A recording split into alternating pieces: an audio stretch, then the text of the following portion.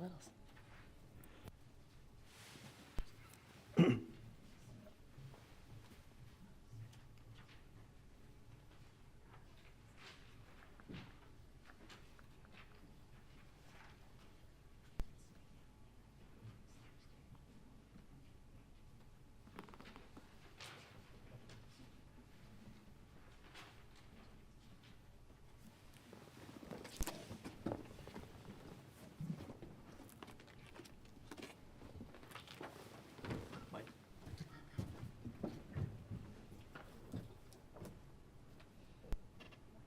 That's what I was saying before the meeting started, was cross country in grade school and in high school.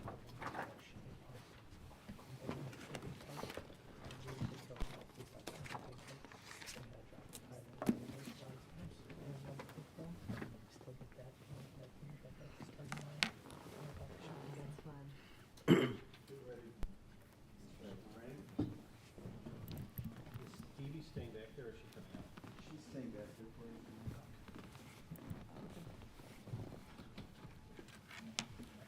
Okay, we're going to get started with the committee of the whole meeting, please.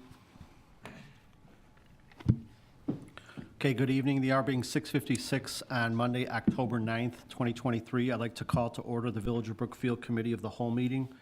Bridget, can we have a roll call for the committee meeting, please? Trustee Ketchmark? Here. Trustee Cote is absent.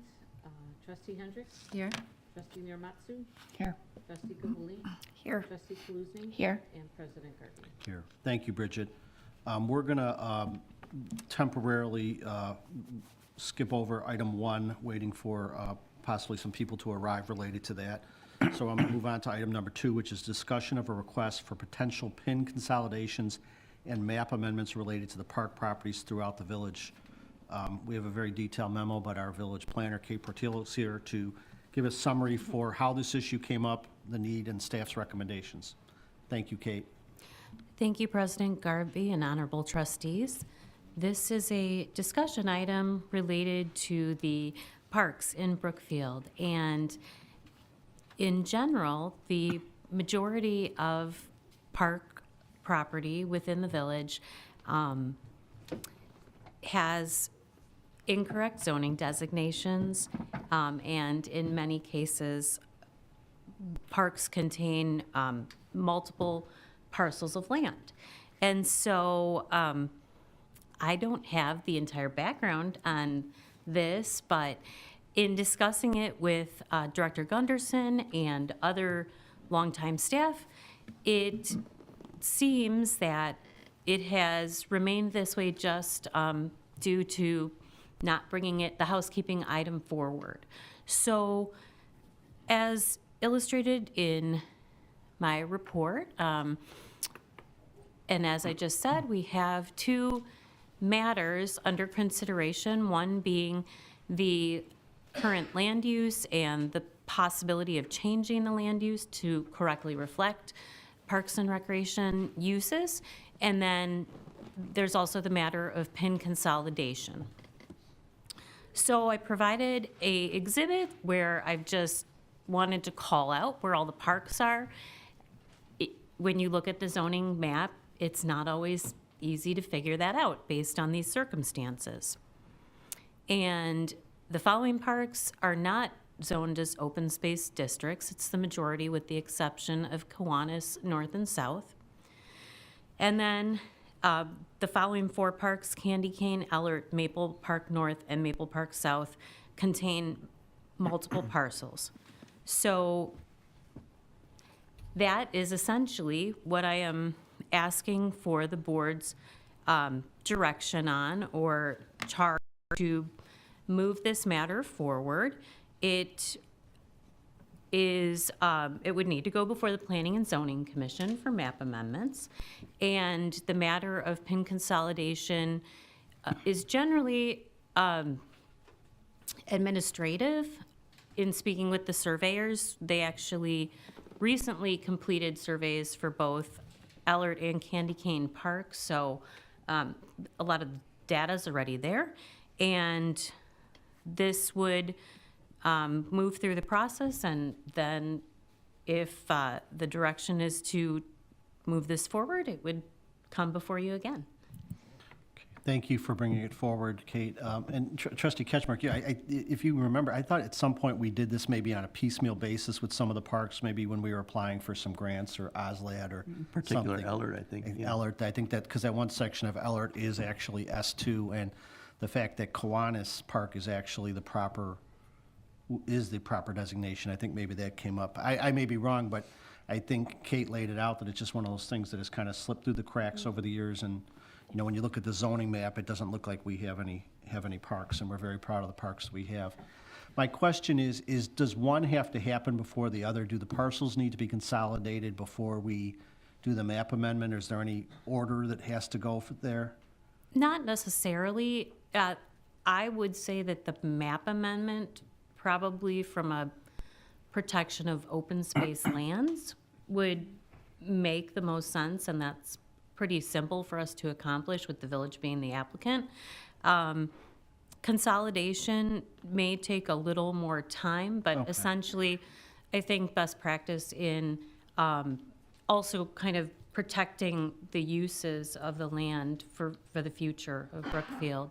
And Director Gunderson did bring this as a discussion item before the Parks and Recreation Commission, and they did not have any concerns or, you know, reason to not move ahead with this.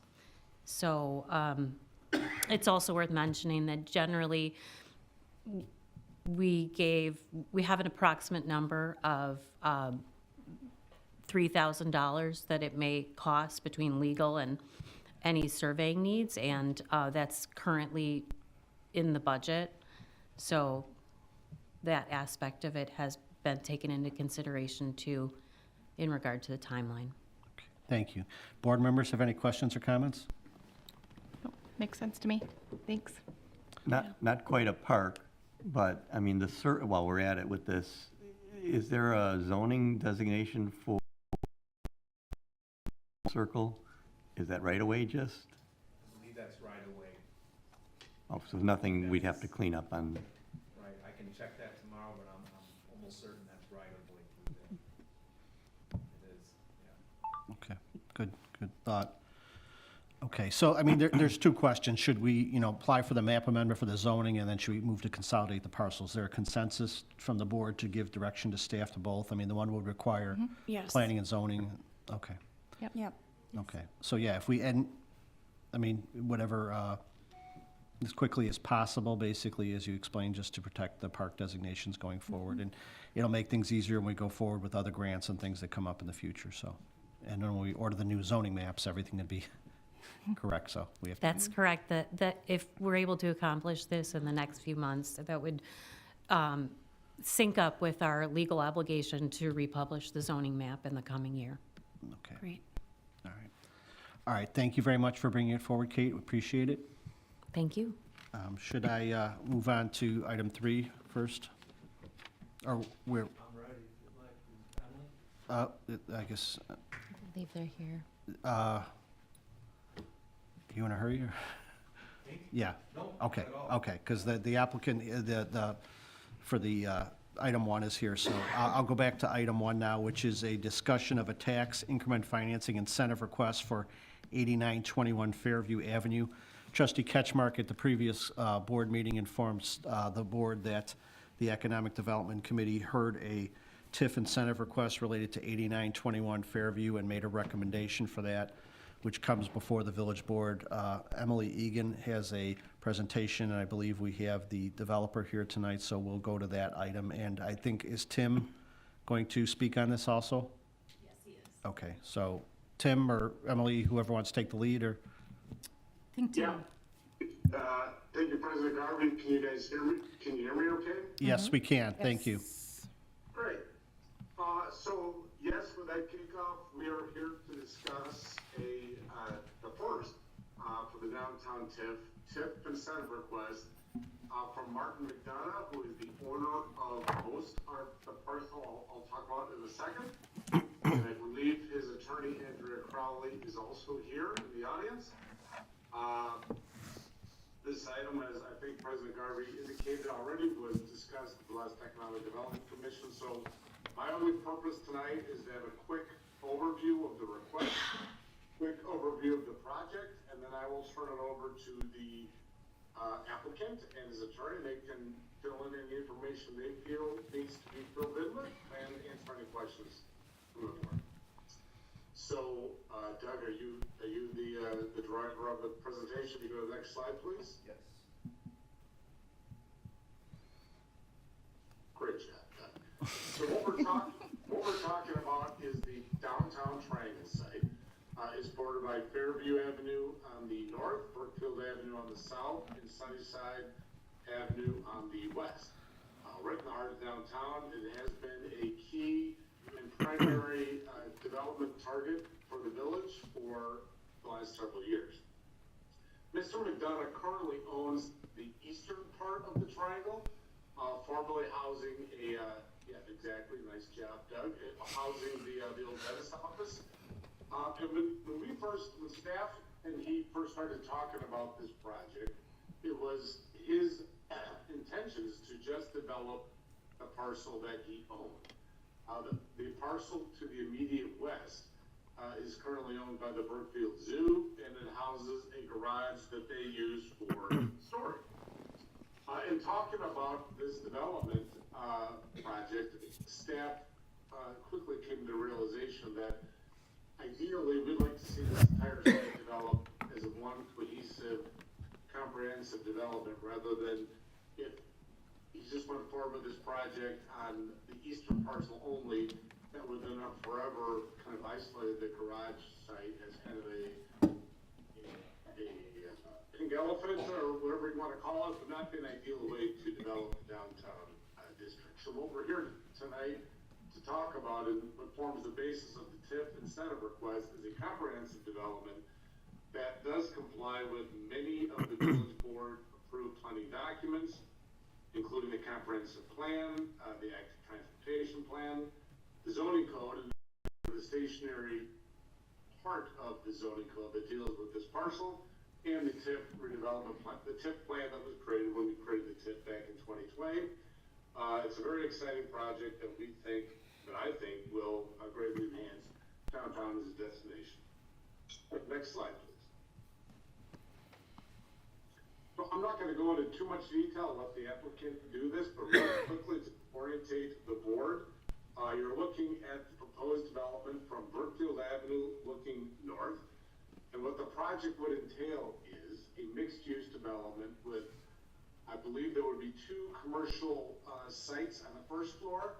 Then on top of that would be 3 stories of residential units, totaling approximately 31.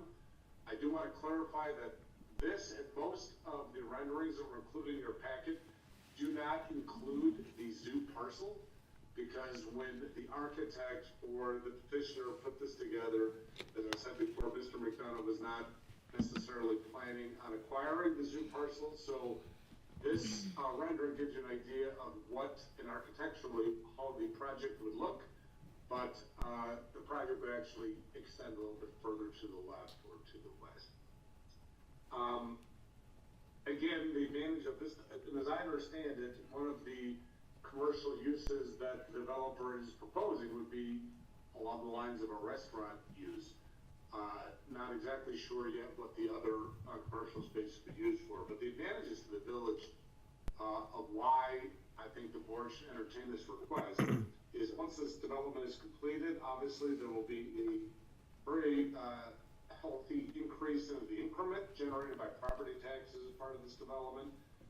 There would be sales tax generated by any commercial use on the first floor. Obviously, as patrons moved in to these residential units, we're creating new customers for downtown and Brookfield businesses. And it is our hope, certainly, that this type of development would spur additional development in not only the downtown area, but in the village in general. Next slide, please. This is another view of the proposed development looking south from Fairview.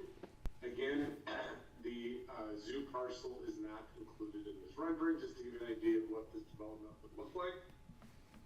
Doug, if you could skip through, I'm not going to go through the floor plans, but these were in your packet. If you could skip through to the again, it's not the entire project, but what the massing generally of the project would look like. From the south and from the north, again, not including the zoo parcel. Ultimately then, Doug, if you go to the last slide, right here. So what this is a list of the proposed expenditures from Mr. McDonough, that, part of the kind of land development costs and infrastructure costs that formed the basis of his TIF incentive request of $300,000. They did have our TIF consultant, S.P. Friedman, excuse me, look into these costs, and they did verify that they are all TIF eligible. So this is what forms the basis of the request. As I said before, the Economic Development Commission at its meeting last month reviewed and discussed this request. That was good and robust discussion at that meeting. A few questions that came up were really pertaining to how can we commit and ensure, if this is ultimately approved by the board, the development would be developed as shown in the renderings. And there was a little bit of talk as to what type of users would be in the commercial spaces. I answered then, and I'll just state now, if the village board does endorse this request, the next steps would be staff would work with the village attorney and the petitioner and the petitioner's attorney to draft ultimately an agreement that would set forth certain requirements of both parties, mainly dealing with the Economic Development Commission's questions. We would include in any development agreement certain requirements in terms of spelling out the type of uses that would be allowed on the first floor, tying the developer to a specific palette of materials and building construction types to ensure that we get ultimately what would be built would be generally what you see this evening, subject certainly. This request, if it's approved by the village board, ultimately at a subsequent board meeting, the developer needs to go to the planning commission. There will be several zoning variations that will need to be considered as part of to get this project moving forward. And staff has determined that the best way to handle that from a zoning perspective would be through a planning and development process that would be started at the planning commission.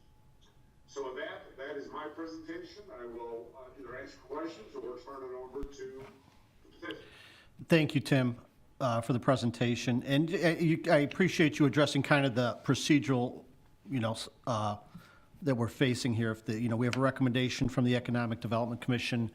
Obviously, the developer wants to know if the board concurs with that recommendation, but there's other steps to go through. How would the disbursement of the TIF incentive work over time? That would be addressed in the agreement. And Adam, we've had one preliminary meeting with the village attorney and the petitioner, and that question didn't come up.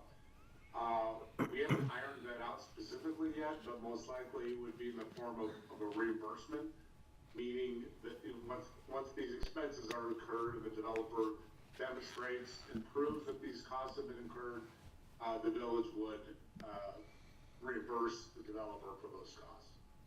Thank you, Tim. Do the board members have any questions of the village manager at this point or staff? No. Okay, hearing none. Mr. McDonough and council, would you like to come up? You don't have to, but if you'd like to come up and make a presentation, we'd welcome you. Thank you, council. Do we need to swear in or? No. Okay. No, just if you could state your name for the Sure. record, please. My name is Andrea Crowley, the law firm of Griffin and Gallagher. Martin McDonough, who is the developer, is here as well. Tim did a good job, so I don't know that I need to sort of belabor some of this stuff, but I do want to sort of give, where we're at on this. This was not sort of where we came in initially. We came in to develop Martin site, and it was the village's idea to add this additional parcel on. We think it's a great development, though. We think it makes our initial project look better because we don't have a shed there anymore. The zoo will be moving their shed onto their own property and pulling out of downtown Brookfield as part of this deal. We do have an agreement with the zoo. So that is kind of how we got here. The renderings that you see only address sort of the pointy part of the triangle, the sort of rectangular bottom. We will have new renderings that include a very similar style. It will be sort of a a cohesive development, but it will have a another building that will be added on to the back piece there. We are proposing roughly, 31 is where we're at, but we do have to go through planning and zoning in terms of residential units. There's about total 6,000 to 7,000 commercial square feet on the bottom of the two buildings. So it's about 5 in the bigger building and about 2.5 in the smaller building in terms of commercial space. We will have off-street parking, and there will be an amenity deck as well above. So it'll be for the residences, and it'll be above the commercial units, and there will be gardens and sitting areas and things like that outside. This is how it will look. We will bring the materials and the building and all of those plans through Emily, through planning and zoning. But we needed to start here to see if, what direction we're going, because without the TIF funds, we will not do the zoo portion. It's not really feasible. And that's why we're here requesting TIF funds, so that we can develop the entire site cohesively, as opposed to just the parcel that Martin initially owned. Other than that, I think Tim did a great job. I know Emily has been great. And so we're sort of here to answer questions and address anything that you guys might have about the development itself, about the TIF, any of it, to the extent I can answer it. Martin is also here. Great. But And thank you. And I didn't want to put you on the spot. I just wanted to give you the opportunity to say anything. No, And the you're fine. updates with the zoo are appreciated, I know. Thank you to you and to Mr. McDonough for bringing this project forward. I know it's been in the works for a while, but I think things have gone very well working with staff. I've been getting regular updates about this. So I actually think it's moved along relatively quickly in the big scheme of things, how it's come up. So, and the Economic Development Committee obviously gave a very favorable recommendation after viewing that. So we just, do any of the board members have any questions of council or the, Mr. McDonough? They could, his attorney can answer questions, but if there's anything that you have questions about? I don't, this makes sense for what the TIF funds are intended for. And if that is helpful in moving a project along, that makes sense to me. I don't have questions about the TIF eligible funds. It sounds like those are all in line and already have been reviewed by attorneys, so I don't have any questions here. Questions or comments from the board?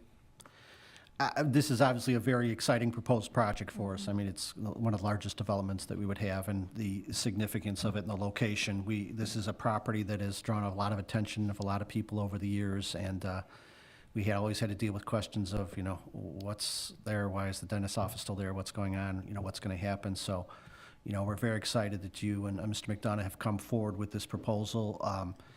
I think I know the lines of communication with staff and the process have worked well, and I know going forward it will with the Planning and Zoning Commission, and we'll work our way through the rest of the process. But procedurally, I guess, it will require a board vote at the next meeting to concur with the recommendation of the Economic Development Committee. So, and that gives the board some chance, and Trustee Cote is not here tonight. But what we'll do is we'll put this up on the October 23rd board meeting for the board to vote on the recommendation of approval from the Economic Development Commission, and then whatever happens there, the next steps, you'll continue to work with staff if it passes, so. yeah, your staff is fantastic. Thank you. They've been very good. We think so too. Thank you. I have a quick question. Sorry, Yes. first before you No. go. Can you tell me a little bit about the units themselves? Like, what's the range? Like 1 bedrooms to 3 So bedrooms? they're and all what's 2 the market? bedroom. They're all 2 bedroom, 2 bath. Okay. They are, the floor plans that you have in your packet are what the other building will essentially look like as well. But these are Okay. what the architect has put together. It's what we intend to take through planning. We don't intend to make deviations to these as to this building anyway. The other one still is in process, but it will be similar. And they are all minimum 2 bedroom, yeah. Okay. Okay. I actually have another question, sorry. Sure, no. I'm just please. curious about the parking, and maybe this is going to eventually go through planning and zoning, but I was just looking at the spaces. It was 31 units and I think 15 spaces, is that right? Well, just to be clear, the 31 units is in both Without the- buildings. So you're looking at sort of half of the parking and about half the units. So Okay. the 31 would be a global in terms of both buildings. So the rendering you see is only showing you 15 units and 15 parking spaces. Okay. So that parking number will increase when we put I guess when I said 31 units, I didn't talk about the fact that they were in two different buildings and that you're not seeing parking. So that will be a planning zoning issue to deal with in your recommendation, so. Yeah. All right, anything else from the board? All right, thank you very much for being here tonight, council. Thank you, Mr. McDonough. Thank you. We will vote on this at the next meeting. Perfect, thank you. All right.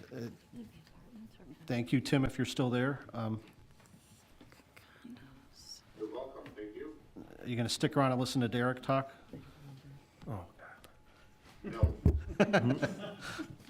Okay, the last item under regular business is a discussion of the 2024 street improvements project and preliminary estimate of project cost. I'll turn it over to our village engineer, Derek Trikel from Hancock Engineering. Thank you, Derek. Okay, good evening. It's that time of year again where we're starting to plan for our street improvements project for next year. Since the referendum, we've typically done about a mile of streets, total cost of approximately $3 million. Next year, I think as everyone knows, we do have Burlington Avenue improvements scheduled, which is a $5.5 million project. We are scheduled to receive $2.25 million from the WCMC, and we're working on the final agreement with MWRD for another $1 million. But bottom line, we have an expensive project out there. So I talked to Doug and tried to convince him that we should still do $3 or $4 million in streets, but he said I couldn't. So we're coming with a slightly reduced program. It's about half the size of what we've typically had. What we do each year is we go through the streets. Our last street survey was prepared in 2021. In that, we identified a couple of miles of streets that were rated a 1 and a 2. Those have since been improved, so our worst street is what we consider an average condition. Those are a lot of those original concrete streets that we see around. The pavements are actually in reasonable condition, especially with the patching program we've had going for the last 6 or 7 years. The curb and gutter is one of the priorities now, the condition, but also the need for widening. So we took a look at those streets that were rated a 3 in the 2021 street survey, and we've made a recommendation that we improve 3 sections of street, again, based on curb condition, some on parking, and some just to fit into this year's budget. And those sections of street are Fairview Avenue from Maple to Sunnyside. As you know, that street does extend 600 feet further to the east, all the way to Grand Boulevard. We held off improving that because of the development that we just discussed. We would improve that block. That's been on our list for consideration the last 2 or 3 years. That street needs to be improved, but that block would be improved probably either the year after the development is constructed. Second Street is Madison Avenue. It's just 2 short blocks, about 600 feet total from Washington to Monroe. That actually helps us complete the intersection that we paved at Jefferson this year, where we aligned for a little bit of widening, and that street is also in need of repair. And the third street is the 3100 block of Morton Avenue from Garfield to 31st. That is not an original concrete street, that's an asphalt street, but it is 25 plus years old. We've done a fair amount of patching to try to extend the life, but at this point it needs to be resurfaced. The scope of work is typical for what we've done for Fairview and Madison. We are proposing widening, not on Monroe or Morton. Morton, the curbs are in good condition from when it was constructed 25 years ago, so we'll just do spot curb and gutter replacement. We'll televise the sewers, repair any deteriorated sections. We'll replace any drainage structures that need to be replaced. Excuse me, actually Madison is not widened either because it doesn't have houses fronting on both sides, which is our typical process. We'll install ADA accessible handicap sidewalk ramps. Driveway aprons will be replaced wherever the curb's being replaced in front, and then, of course, we'll mill and resurface the pavement. Our estimate of cost for these improvements is $1,395,000. That includes the construction and both design and construction engineering. Yeah, you did it for Tim. I just rolled into it. Do you have the map up there? I think all the trustees are, yeah. It's so hard to see these. They're small, but We have it in our packets. It's page 31 of the packet. thank you. And we contemplate if we receive authorization to start design engineering at the second meeting in October, we'd follow our typical bidding schedule for January or February, begin construction in April of '24, and this being a little smaller project, we anticipate we'd be done within 3 months of beginning construction, so probably midsummer of '24. Thank you, Derek. Questions or comments from the board? Derek, just to clarify, you mentioned it's a little smaller project. This is in conjunction with Burlington, which is a pretty major project. Right. So between the two, I mean, we're $6.5 million. We're doing a lot of work, Right. correct? Right, Right. There is a local share to those collector routes, and because it's such a large project, it is even though we've tried to, find additional funding and have found funding, there's still a fairly large village share out there Sure. for the Burlington project. Can I ask one more question about the policy on widening the streets? Is that something, you said that the policy is you do that when there are residents on both sides? Yeah, in general, and again, this is from our past street survey, and we took kind of the approach that's been taken, and I think our first street survey was from 2001, but what we followed generally is if there's frontages both sides where we see a lot more parking, then we typically widen the streets. On some of the streets, and good examples would be Garfield, Jackson, and Monroe, where most of those have just sidages of houses. We don't see as much parking. I say that's a general policy because if we notice a lot of parking, then we typically go and we add the widening, and it's strictly just an expense item. The widening actually is fairly costly when you look at it. Yeah. Okay, thanks. Derek, Oh, go ahead, if I Sarah. may, you said that these are streets that were rated C on the last survey, right? A 3, yes. Or a 3, sorry. yeah. Based on that, how many would you say that we have left after we do this? I believe I don't know, total 8 miles. I think we had 10 miles of streets rated a 3 in the street survey. So we're working our way through those streets each year. Okay. In that block of Madison, as I could picture the side where there's not houses, I mean, that's like where Jefferson intersects and between Monroe and Washington, and then there's 2 alleys, so there really isn't a lot of parking along, that section of Madison there on the one side. I mean, there's an alley, there's probably 2 alleys that come in there and a garage and stuff, so I know it's not widely parked, and I think the curbs actually are in pretty good shape. Is that where you said the curbs are in pretty good shape over there? Or Morton, Yeah, those are older curbs. I think we are proposing to replace those curbs. okay. Yeah. All right. Any other questions or comments from the board? All right, we'll put this up for board action at the next meeting, 2 weeks from tonight, to the 23rd meeting. And if there's approval, that'll allow Derek to begin the bidding process so we can get out early in the construction season. That's always where we found, I mean, the prices have changed a lot and gone up, and it's not necessarily there where we want them to be, but we feel it's advantageous to get out as early as possible with the bids in the spring. where We do. And, I know this is a smaller project, but you still feel you'll get sufficient bids on the smaller project. I mean, and with the work we're doing on Burlington, that'll be a larger bid, so. Correct. Right, yes. All right, Derek, thank you very much. So we'll put this up for the October 23rd meeting. That ends the items we have up for discussion on the Committee of the Whole. I will once again open it up to public comment. Is there anyone on my right side that has any public comment? Hearing none. Anybody on the left side that has any public comment? I have something. You're not public comment, you're board comment, but, I left something out of my and this is very chamber important breaking news. report. This is breaking news. At the farmer's market last weekend, they had a chili making contest and a pie making contest. We had judges and everything. It was fantastic. And through the donations and that whole program, they raised $1,000 for Share Food, Share Love Food Pantry. So really, really great.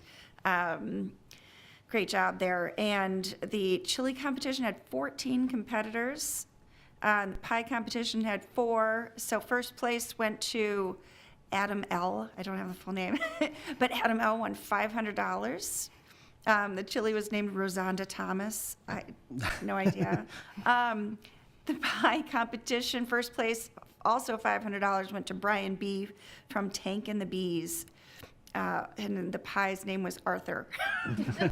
So I had to leave that in there. But a lot of people, made that happen. Beach Avenue Barbecue, also with a lot of the donations there for the prizes. So fantastic job from the farmers market and everybody involved. It was very popular. By the time I got there, all the chili was gone, so it was very popular. So thank you for that, Trustee Gahuli. Yep. All right, there is no further public comment or board comment. There's no need for executive session. I'll entertain a motion to adjourn the committee of the whole meeting at 7:32. So moved. Second. The motion was made by Trustee Nearmatsu, second by Trustee Hendricks. Roll call, please. Trustee Ketchmark? Aye. Trustee Hendricks? Aye. Trustee Mearmatsu? Aye. Trustee Gahuli? Aye. Trustee Kaluzny? Aye. Motion passes. Okay, we are adjourned at 7:32 PM. Thank you for coming.